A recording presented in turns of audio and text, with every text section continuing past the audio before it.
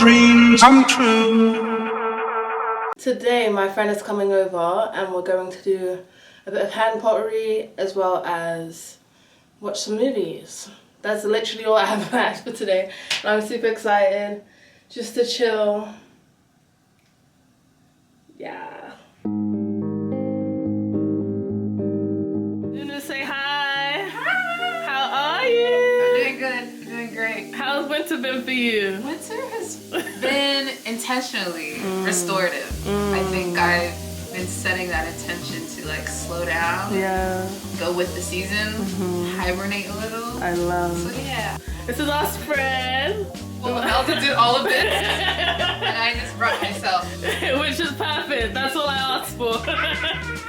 We're about to watch a holiday movie and do some hand pottery.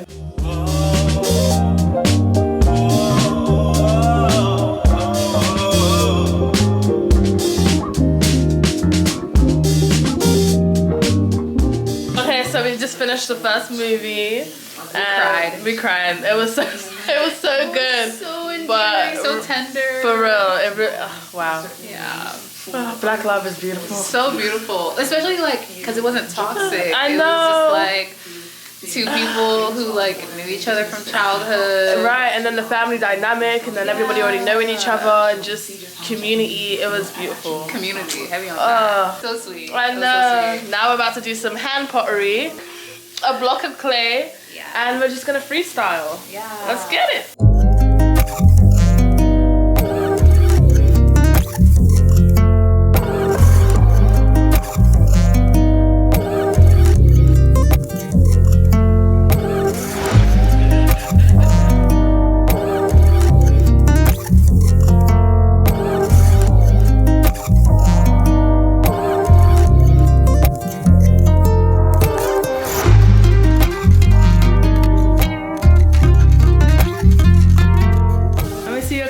Ooh, It's a bird mug. I love it. And I have a baby one. Too cute. Well, that is actually so cute. Right? Wow. It's like a little ear. Yeah. Oh. And just wake up. Oh. Let me show you mine. All right. So yeah, let me give you the description. Please do. So we got the jewelry holder. You know, just throw it in there. Yes. Ooh, you see. I love this detail. Right. Of like, yeah, it looks like a vine. Yeah. Crown moment. And then we have a beautiful face, and it's very versatile. Not only is it a beautiful sculpted face, it's also an incense holder. Oh my god. My God. Women in STEM. Wow. Black women in STEM. Wait for it. Wait for it. And it doubles. Oh my god. A tea-light holder. This is so cute. Functional art. Yes. Period. Oh my gosh, I'm obsessed. It's actually way too cute. I actually want to make a bigger one because what? I might actually paint it. It just looks perfect. Imagine if my cup goes on it. Oh my gosh, too cute. Not my cup, wait. Let's pour some tea. We're about to do my Q&A. Oh my gosh. Oh my goodness, this is too... Wow. The versatility of my new hand clay project. I actually want to make a bigger one. Look how cute! What? This actually just came off my dome. I did not look it up on Pinterest. It just came to me and I said, that's what I'm doing. As I went, I was like, actually, let's make it a bit more versatile. So, incense right there, tea light candle, and dare I say, cup holder. Oh my gosh. Too cute.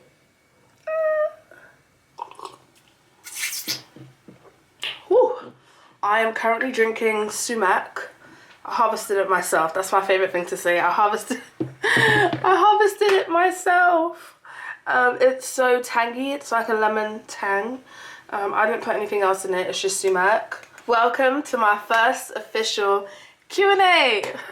A couple of videos ago I said I wanted to do a Q&A before the year ends, and I asked for some questions. And you sent me some questions, so I'm going to answer them today. Yeah. Alright, so I've actually gone ahead and copied and pasted them into my notes. I should start in order, but I honestly don't want to start with the first question. So, because I don't even know how to answer it. I actually sat with this question for a second and I was like, how do I answer it? We'll get to it a little bit later. Alright, let's just go to another one. Alright, someone asked, I would love to learn more about your background, where you grew up, lived, how you ended up in New York, etc, etc. Alright, so my background. My mum and dad are from Sierra Leone, West Africa. They actually migrated to London in their early 20s. They've known each other since they were like 15. So cool for them, I guess. Yeah. So I was born and raised in London, as well as my other siblings. And what else did the question say? I grew up in London for the most part, but I actually did travel a lot growing up. So I actually lived in America. I don't really tell a lot of people this, but I lived in America. So I lived in America during my early years. The thing is, majority of my family, like extended family, migrated to either London or America. It was kind of like a split. So like my mum has like a massive family. So majority of my mum's family, they moved to America, and then majority of my dad's family, like extended family, they moved to London. So I'm first generation born and raised in London. So I lived in America when I was 7 for like 3 years, and then I also lived in Sierra Leone with my great grandma for about a year, and then after that we moved back to London. So yeah, I've kind of like, yeah, I've been a couple places, you know. Yeah. But the only thing is, I actually did not know I was going to be living in Sierra Leone, and that honestly traumatized me. I feel like I'm still working through it, hence why I haven't been back yet. So what my mum did, yeah, rude. So rude. So rude. So rude. You know what she did? She said, oh, Pac, we're going on vacation. I actually vividly remember, like I can visualize exactly what she did. I remember I was packing. I was like, okay, we're going on vacation. She's like, you're gonna go see your great grandma. And my mum just loves her grandma and speaks about her like every day, basically. Until this day, she's just, yeah, her favorite person ever. And she was like, yeah, you're gonna go, we're going to Sierra Leone. Like, so I'm packing and she's like, oh, that's all you're packing? Like, pack some more things, like pack more clothes. And I did not think anything about it. But when we got there, it all made sense, because literally like a day or two later, she said, bye, see you later. I said, Mum, where are you going? I said, Mum, where are you going? And my mum took my siblings and I to Sierra Leone, but my dad did not come with us. So I remember speaking to my dad and I was like, you knew she was gonna do this. So she just left us there. I cried for like 2 weeks. My little brother and sister were just clueless. They didn't really know what to, they were just young. They were just having a blast. And I was just, I said, oh no, I'm gonna die. As I'm saying this, it actually sounds very stereotypical, because I'm just like, honestly, my mum, not only did media paint what Africa was for me, my mum did too, because she used to tell us all the struggle stories. She'd be like, oh, I had to walk for miles, all of this. So as soon as I get there, I'm like, oh no, my life, what is gonna happen? I'm stuck here. I don't have my passport. I don't have all my documentation. I don't even know what I was thinking. I was like, oh no, I'm stuck. And they didn't even tell me when we were leaving either. So I was so scared. I was like, Mum, can you come and get me now? Can you come and get me? And I was so mad. I actually had resentment towards my parents for leaving me there and not telling me. I would never do that. If I had kids, I would never do that to them. My assumption of why we were left there was because, oh, I'm a bad child. So I really was like, oh, I must be the worst child ever. Because growing up, my mum also was always like, if you keep misbehaving, we're gonna send you back to Africa. And literally in that moment, I felt like that's what happened. I said, oh no, they sent me back. Oh no. It probably took me a month to realize that, okay, this is my reality now, like just enjoy it. took me a while, I'm not gonna lie. I actually was starving myself. My uncles, my aunts, my great grandma would try and feed me, and I would be like, I don't want that caca. I would be like, I don't want that caca. Caca. I'd be like, I don't want that caca. I don't want that poop. Everything looked like poop to me. I said, I don't want it. And at first they were all laughing, and then after a while they did not like the joke. They said, it's not funny anymore, Imelda, eat. And I said no. I was so stubborn. And I was allergic. I was allergic to the water. Oh my. This is actually hilarious. I was allergic to the water. I then got malaria. I didn't know I got malaria until I got back, but I got malaria. I got grwm, which is basically like this rash that is all over your body, as if my skin wasn't already horrid, because I had really bad eczema, and then on top of that I was allergic to the water, so now I have this massive rash all over my body, and it literally looks like chicken pox. I was just so sad. Yeah. And eventually I just embraced that this was my reality. And it was fun, honestly. I learned a lot. I can actually still recall a lot of my memories there, and a lot of my days there, actually. I actually remember foraging with my grandma, as well as my great grandma, as well as my grand uncle's girlfriend. So weird. Yeah.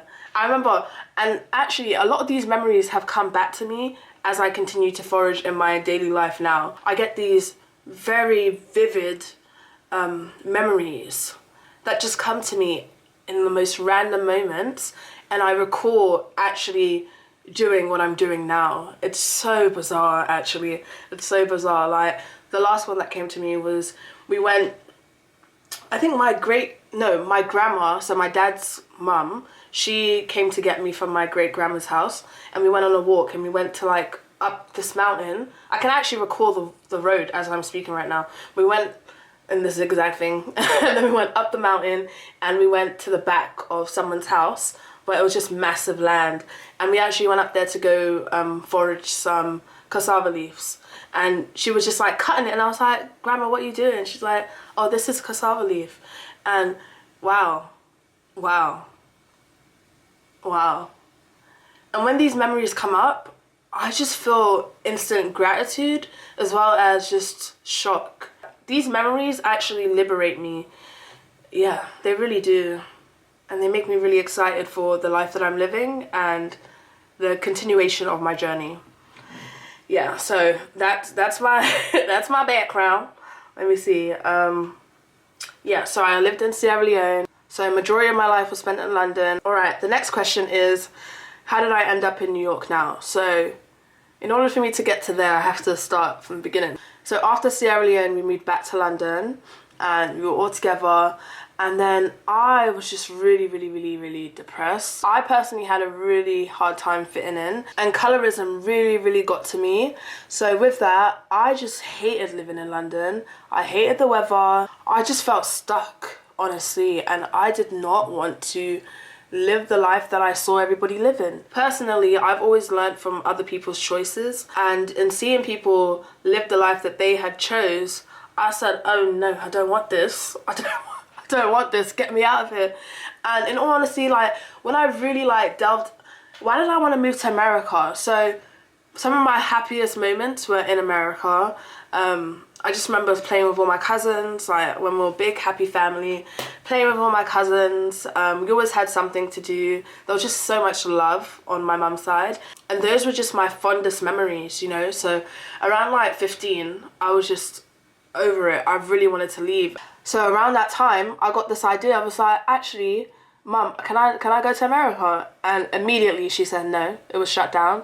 I asked my dad, and my dad was like, my dad is really just like, ask your mum, basically. Whatever your mum says goes. And if my mum isn't around, he'll most likely say yes. But if my mum is around, he's like, ask your mum, she's the boss, basically.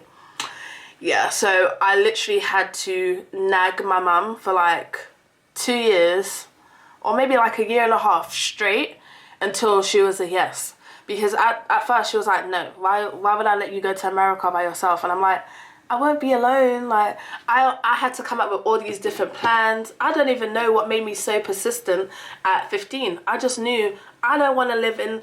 I was actually... Dare I say, I was practicing delusion at 15.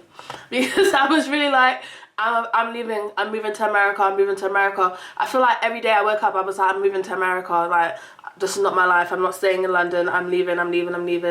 And every day, even though my mum was a hard no, I kept like bringing different scenarios up. And I would joke, I'm like, oh yeah, because I'm going to be in America. Ha ha. I don't know why I was, no, I do know why I was so obsessed with America. Because I had lived there, right? It wasn't necessarily what I saw in media. It was really based on my own personal experience in America. And the thing is, now I can see that I can't really compare my 7-year-old self to my 15-year-old self. But in that moment I was like, oh, at 7 I was so happy in America. I need to experience that happiness again. And that is honestly what led me on the quest to want to move to America.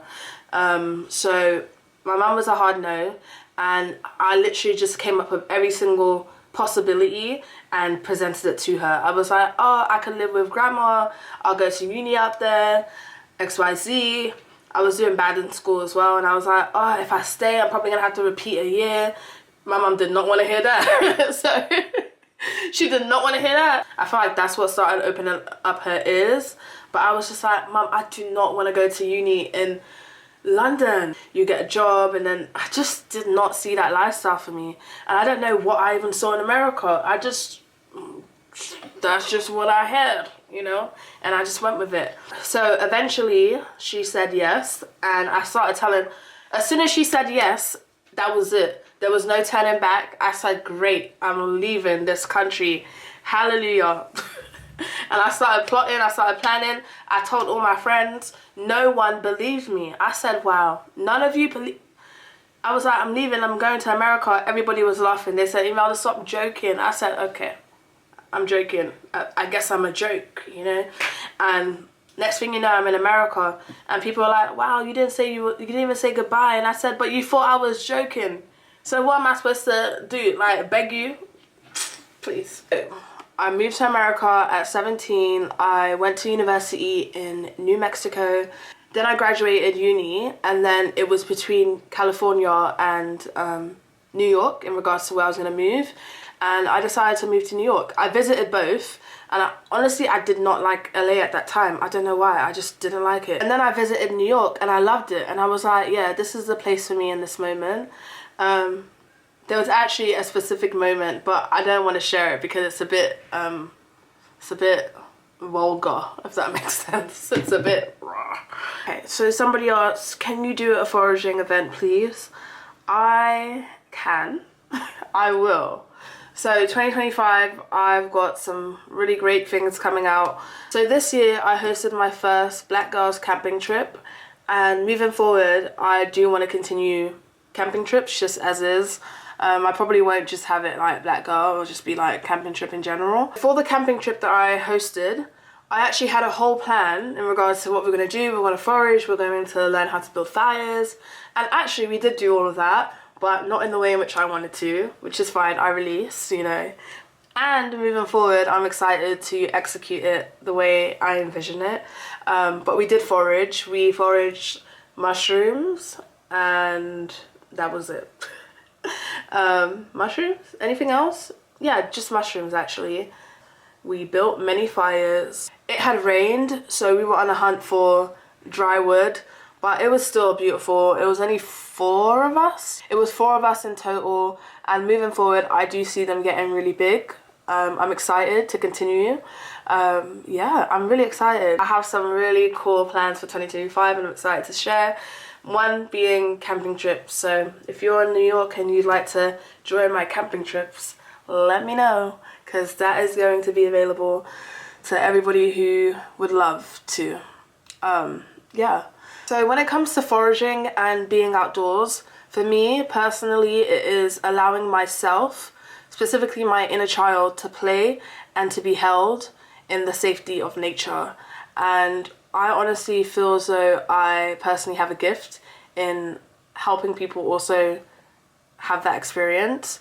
So with all the events that I'm going to be curating, it's really that as the foundation, more so coming into right relationship with nature and really connecting with your birthright. I personally don't know if I'll be just administering foraging events, although my mentor does. When she gives me her schedule, I'll definitely share it. In terms of me and my foraging journey, I personally won't just do it alone. It'll be in segment with other things. So it'll be like camping, and then a part of the itinerary will have foraging. My retreat in Jamaica, which will have a lot of foraging. I'll probably do like day hikes as well. Yeah, it's gonna be great.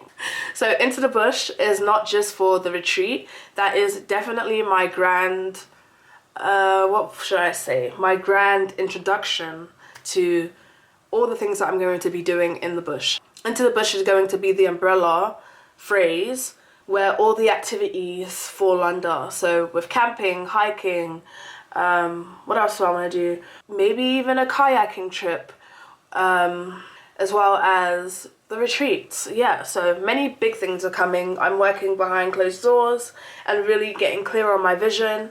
But I'm excited. I'm excited to share with you, and I'm excited for everybody who desires to partake. But yes, everything that I do will involve foraging just naturally. And at the same time, my goal is to take a holistic approach in that everything falls under the event, whatever event I'm hosting, basically.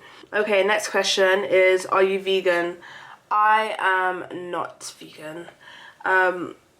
Although in my house, it feels like I am, in that I don't eat meat, I don't cook meat in my house. Honestly, I don't follow any specific diet. I am more of a intuitive eater, honestly. And that's that. That's all I can really say about that. Although at home, I really don't eat meat at all. I don't cook it. I gag at meat right now. Like, if I have to cook it, I gag. It's so weird. Growing up in London, all the meat that we got from the butchers. That was just the way of life. And when I go to the store and I see the meat, it just makes me sick sometimes. Yeah, I'll just leave it there. Just leave it there. Do I see myself being vegan? Honestly, not in this moment. Even with the holistic way of life, I personally have not felt called to eradicate meat fully from my diet, or all dairy products and whatnot. Although that is my preference, that is how I eat when I'm at home. If I went to somebody's house or a different country, I would not limit myself from indulging in their ways of life, honestly. Yeah. That's me. That's me. I feel like I've said it in some of my videos. I'm like, it may look like I'm a vegan, and honestly, I'm not. Yeah. So another question I got was, what do you do to keep busy, sane, positive during the winter months, stuck indoors? Honestly, this has been my best winter thus far in New York, intentionally, and I believe it's due to being present. Honestly, what I've come to find is that hibernation season can be so beautiful if you just surrender to it. And that is what I've decided to do. So really just allowing myself to enjoy it. Yeah, I've just been having a great time. Just doing all the things I want to do, all the winter activities that I've always wanted to do and then never do. I've actually been setting out time to do those things. One thing I want to do this winter is go skiing.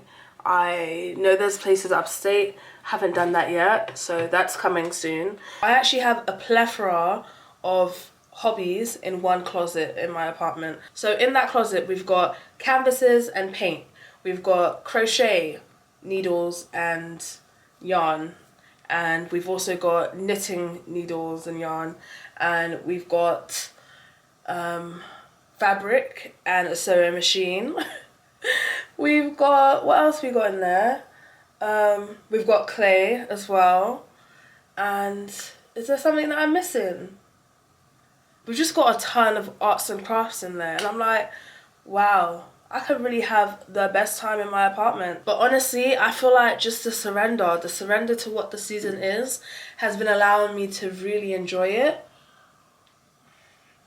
and not fight it. You know, like spring is coming, summer is coming again. When I'm just present, I am the most happy, honestly. Okay, next question. How do you still manage to stay grounded while living in New York? I just moved and would love any type of advice. So, it comes back to the same statement I just said, which was staying present, honestly, and tapping into your own inner being. Like, why are you here? What do you want to experience? Every day and waking up in New York specifically, how do you want to feel? And with that, you're able to plan out the experiences that you allow yourself to have. Personally, for me, staying grounded looks like doing what I want to do and not being swayed by anybody else's reality. Literally, in the summertime, I was in the garden every day. I was foraging every day. And I was just the happiest, honestly. I was having so much fun and I felt so at peace because I was just doing what my heart desired. Honestly, I do get what you're saying in that when I moved to New York, there's just so much going on. It's very chaotic. There's so much movement and constant noise that you really have to set the pace for yourself. If you don't set the pace for yourself, the city will set it for you. Yes, you just get to take dominion over your own life and your time. Yeah, that's my advice. Okay, my next question. What do you think has drawn you to this holistic way of living? I like this question. Honestly, it's not as deep as one may think. It's really not that deep. I feel as though this has always been destined, that this is honestly what I see myself doing. I like that you said holistic way of living because it is holistic in that it's well-rounded, and I honestly feel as though I've been preparing for this. And even in the moments where I wasn't clear, my intuition was definitely guiding me as well as God and my spiritual team. And yeah, I see how I've gotten to where I am now, in that all the things that I've done up until this moment have led me to where I am now. Like in college, I would always go to the microbiology building. And in that building, they had a greenhouse, and I would always go in there and just propagate plants. And I'm just like, so weird, Imelda. As well as in college too, I was growing ginger in my apartment on my windowsill, and it was really, really taking off. And it's really just a testament that speaks to all of the little things that I've been doing, leading me to where I am going. Does that make sense, you know? Another way I would answer this question, what has drawn me to this holistic way of living, is that it actually makes me the happiest. I find immense joy in being in nature, in connecting to spirit, in being present, in prayer. The list goes on, you know? So with that, why would I not continue to do the things that bring me ample joy? I do believe that is why we are here on this earth, is to experience ample joy. The aim of life, I don't know who said the quote, but someone said the quote, and it's, how does it go again? It's like, the aim of life is to live joyously. Yeah. Other people may beg to differ. I don't care.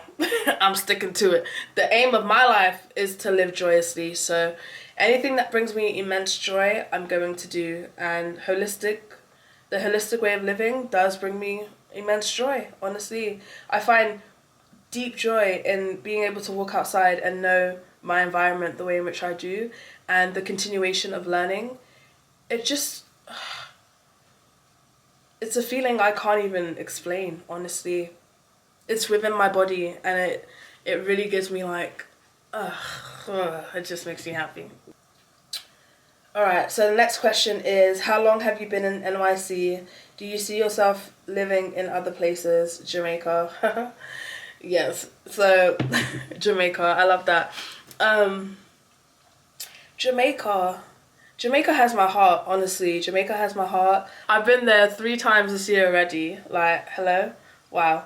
People actually think I'm from there. They're like, oh, I thought you were Jamaican because you go there so much. Or even like, in me being from London, they just think I'm Jamaican. And I think because obviously I've been there so many times as well. And also the way in which I do Jamaica. Does that make sense? Like, I'm not going there and doing like the tourist thing, you know. Kudos to you if you do that. I love that for you. And personally for me, that doesn't excite me. I personally want to really immerse myself in the culture, in the land, in the people and their daily lives.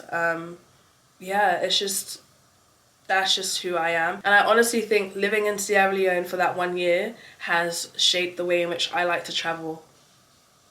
Yeah, I really do. Do you see yourself living in other places? I do. So I've been in New York for about 5 years now. Wow, that's crazy. Yeah, 5 years.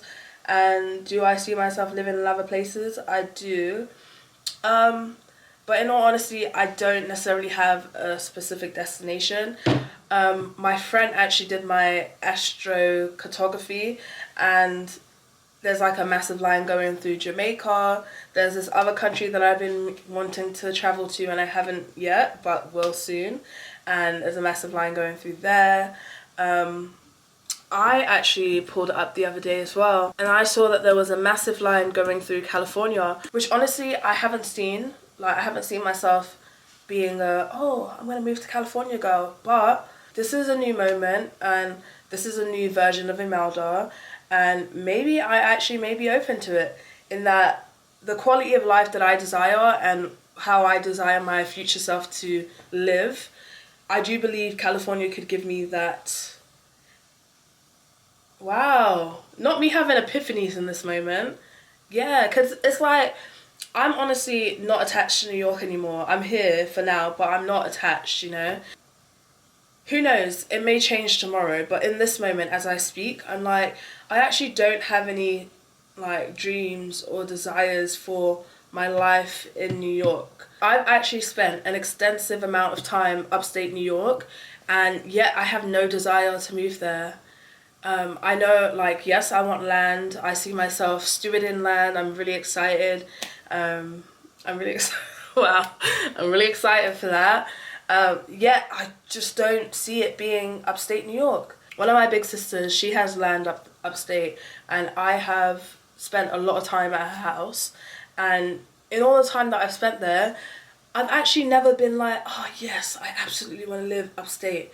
I can say that in my time there, my desire to own my own land has definitely grown.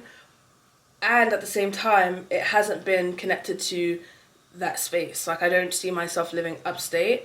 And I honestly still don't have a specific destination.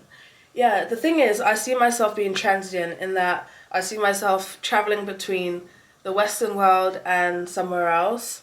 Jamaica, I can see myself. I can see it. I see it. It's doable. It's possible. I have built a lot of connections out there, and I love the people.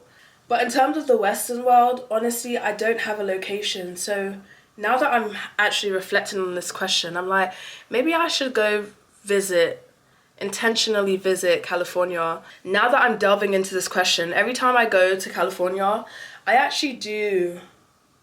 Wow. I see the correlation now between I see the correlation between my future self and the moments that I've had there. Like, just picking lemons off the tree, limes off the tree, pomegranates, oranges. What else have I gotten? A lot of things. There's like so many fruit trees in California, depending on where you are. And yeah, maybe, who knows? I'm not sure. I feel like right now I'm just like exploring. I'm really just exploring and allowing intuition to guide me to where I'm going next. And in this moment, I don't have a definite answer. Yeah, but for now, I'm here in New York. If an opportunity arose, I can leave tomorrow. I'm finished. I don't have anything. I'm finished. But I'm here. I'm here for now. Someone asked me, ooh, juicy. How did you... This is the first question that I said I was going to come back to. So, how did you feel in your previous relationship? How did you deal with your breakup? And how do you find confidence as a single woman again? Love your content and your spirit. I'm so grateful for the energy that you give every day. Oh, you're so nice. Thank you so much. This is a loaded question. You in my business? Let me stop. You in my business? Ooh, don't do that. Let me stop. I feel like I don't really talk about relationships on YouTube. Like, I may have mentioned like in some of my earlier videos. Wow. Alright, so I'll just refer to my most, like, the one I spoke about on YouTube, I guess. Honestly, I felt like a idolized trophy. Wow, that sounds so bad, doesn't it? Some people are just not meant, you know, and that's okay. Honestly, I personally have nothing bad to say about any of my exes. And at the same time, I don't need to date any of them again. Honestly, I learned all my lessons. I learned every single lesson I needed to learn. I learned every single lesson. And the hardest thing that I struggled with was leaving, honestly, in that he was such a good guy, yet I personally was not fulfilled. He was a nice guy. He was a nice guy. Let's put it like that. He was a nice guy, yet I personally was not fulfilled. I don't want to be rude. Hold on, I have to really choose my words because I don't want to be rude. Sometimes I can be very blunt and that can come off as rude, but it's really not. I just feel like society is very sensitive, you know? But like I said, he was a good guy. I personally just didn't feel fulfilled. I didn't feel fulfilled, and I personally desired more, and he personally could not give me what I desired, and that is absolutely okay, you know? So I had to make the decision of moving on with my life, although it was really hard because he was probably the best guy I had dated thus far. Yet it was still not exciting for me. I really went through some shit. I personally was just sad, really deep in sadness. Like, my Grenada video, I feel like I spent a good 5 minutes in there just speaking about it. Like, I don't know if I made the right decision. I was really doubting myself. I personally had to practice self-forgiveness because I felt really, really guilty in that many things happened, and I won't really go into it.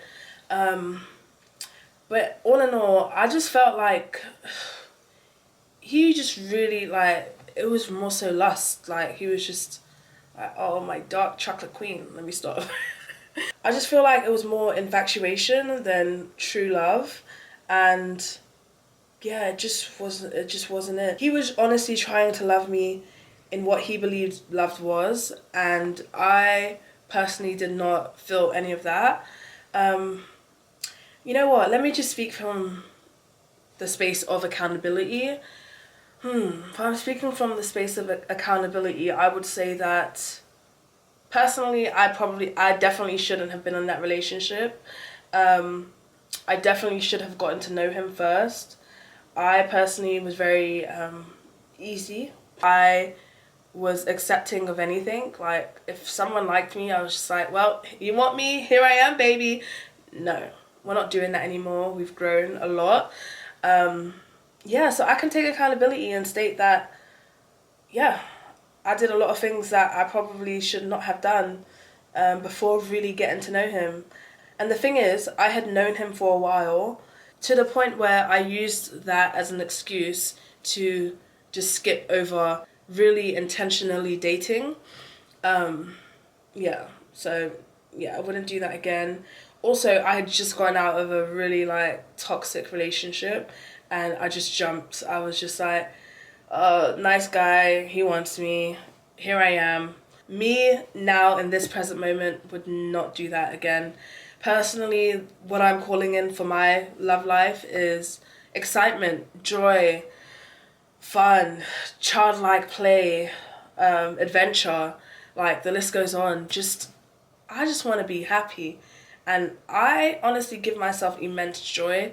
So anybody that comes into my life, they need to match that or top it. Honestly, you got to match it or top it. Which one, you know? So yeah, that's it for my relationship. Like I said, the breakup was hard for me, even though I'm the one that, you know, cut it or whatever. I don't know, I just felt horrible. Ooh, okay, I'm gonna be really honest. So the breakup was really hard for me because honestly, I felt like not only was I breaking up with him, but in us dating, I was definitely breaking up with community. And I felt like one person would win, you know? So I felt like I definitely had to step away. And yeah, so I just felt really alone during that time, honestly. I'm really grateful for the people who were around me during that time because definitely talked their ears off constantly, definitely calling, crying, definitely calling, speaking so much. My therapist, that's all she heard about for months. I mean, prior to the breakup and during the breakup and then after the breakup. So, yeah, man, kudos to her. That breakup specifically was hard for me because it was my first breakup where we were in the same community. Yeah. And even though specifically like the community didn't feel like my community, the founders of the community did. And that was the hardest part for me, honestly. Yeah. Okay, that's all I'm gonna share. How do you find confidence as a single woman again? Honestly, it came from a lot of self-forgiveness and self-love and really just self-affirmation and holding myself during my darkest moments. Honestly, wasn't easy, you know. Most days I didn't believe it. But honestly, I can tell you that repetition definitely works. It does, it does, it does. In the beginning of the year, I was like, I'm going to remain celibate until about August. And yeah, just really intentionally staying with myself, exploring myself again. What do I want? What do I desire? What do I like? How do I want to feel, you know, and giving myself all of those things because I need to take accountability because I just jumped from one relationship to the next relationship and that was horrible, honestly. Did not need to do that. And with that too, what I've learned about myself is that when I'm in a relationship, I really give a lot and I kind of like neglect myself. And with him, I didn't necessarily do that. I kind of felt like, oh, I don't want to, I just stopped neglecting myself. I had just dated someone who was very, very, very needy. And now I'm with this new person and I definitely wanted to put up that boundary. And I think in me putting up that boundary, I just kind of overdid it as well. But yeah, regardless of the boundary or not, it wasn't going to work out, honestly. Let me just be honest, it wasn't. And that's okay. It's okay. I think also, yeah, I think confidence, confidence for me also came from faith and believing in my own destiny and my own purpose and releasing comparison as well. But in all honesty, as I speak to you now, I'm personally not worried about dating at all. I just have innate faith that my person is coming. And that's that. Like, yeah. I feel like I'm just really excited about life in general, that I'm not in a space of scarcity when it comes to dating or needing to find a partner, XYZ. The next question is, okay, I think I'm done with the questions. I have a couple more, but I think I'm honestly going to ask, I want to delve deeper into these questions, so I'll probably like add it to my vlog or whatnot. Someone asked if I could do a video on black walnut as they're learning about tinctures. Yes, I absolutely can. I do want to talk about all the different variations. I'll do like a brief one now and then I'll show you how I use it. But I personally use them in so many different ways. I love black walnuts. They are the grandfather tree. So much wisdom, so much power, and so much healing. Very, very spiritual. I like to use the whole, specifically, yes, for tinctures, as well as the whole itself. I'll crush it and turn it into a spiritual bath. It's really good for letting go and really just cleansing your energetic field. I actually have a bath on my website. It's called Inside Out, and that's literally what the black walnut does. It's going to allow you to really just release everything from the inside and out, you know. So it's a detox for the spirit and for the skin. So that's one of my favorite ways to use it, as well as the tincture itself, parasite cleanse, skin cleanse, detox, overall detox. Oh, I feel like I have 2 more questions. If you were stuck on an island and could only grow 3 herbs, what would they be? Well, this one is very, very triggering. I don't want to pick. Yeah, I actually have to sit. I would have to sit with this question, honestly. I couldn't just come up with 3 on the spot. Actually, one would be moringa, honestly. Moringa is the ultimate healer for everything, basically. And you can utilize it in so many different ways. So moringa would definitely be one. And I'll think about the other 2. Yep, I'll think about the other 2. And then someone said, can you talk about how to use natural tonics, topical ointments, teas, etc., timeframes for results, dosage, monitoring efficiency, your body's reaction. Oh, this is another detailed one. Honestly, I'm going to talk about this in another video as well. For this question, I couldn't give a generic answer because it is specific to the individual and what you are combating, as well as your lifestyle. When it comes to herbs, when it comes to utilizing nature for healing, it is more holistic, you know. What does your lifestyle look like? What are the other things that you suffer from? How is your diet? Like, all of these things matter in having the best result and being able to gauge what is working for you. Yeah. The last question is, what are the pros and cons of living this type of lifestyle in NYC? LOL. What type of lifestyle are you talking about? For me, the pros are that I cracked the code, honestly.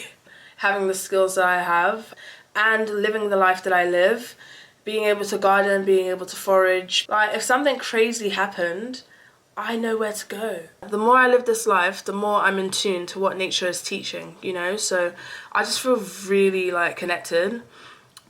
Again, I don't know if you wanted a deeper answer, but it's very simplistic. Nature is very intelligent and it produces what we need in this present moment. So it's constantly gathering information and preparing for the next season. So whatever is in abundance is probably what our bodies need. Honestly, the cons for me are more personal in that probably time consuming. It's a lot of time, specifically the city. Like, I have to travel to specific spots. Like, although there is medicine at my front door, I personally probably would not utilize that.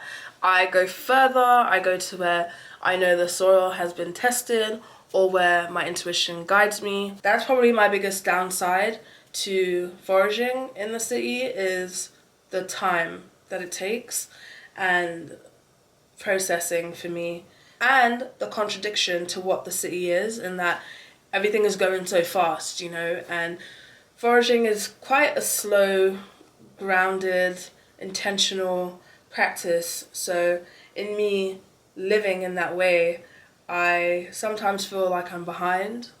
Yeah, that's really it. I probably wouldn't say too much more. Yeah.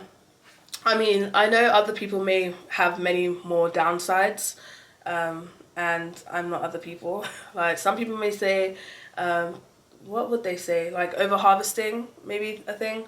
But in all honesty, then don't do that, you know? Like, listen, other people may say you may spread invasive plants by harvesting them. Listen, they're gonna spread themselves, alright? They don't need us to spread. They are so powerful, they can do whatever they want to do. And us as humans, we need to relax because we feel like we're in control of nature and how it moves. Soon it's gonna slap us in our face and remind us who's boss. And that is my take on that.